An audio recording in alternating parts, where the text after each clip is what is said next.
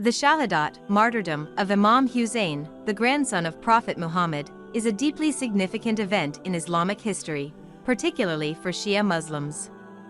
Here's a brief overview. Imam Hussain ibn Ali, along with his family and loyal companions, faced the forces of Yazid ibn Waqia, the Umayyad Caliph, at the Battle of Karbala in 680 AD, 61 AH. Imam Hussain refused to pledge allegiance to Yazid due to Yazid's perceived corruption and deviation from Islamic principles. Hussain and his followers, numbering around 72 individuals, were vastly outnumbered by Yazid's army. They were besieged and deprived of water for several days. On the 10th of Muharram, known as Ashura, the battle ensued. Despite their bravery and valor, Hussain's camp was overwhelmed.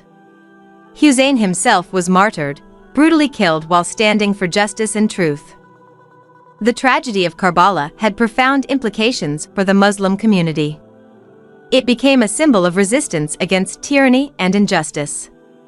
Hussain's sacrifice is revered by Shia Muslims as a supreme example of selflessness, steadfastness in faith, and standing up against oppression. The commemoration of Imam Hussain's martyrdom during the month of Muharram, particularly on the days of Ashura and Arbeen, is marked with mourning ceremonies, majalis, and processions, taziyah, where the story of Karbala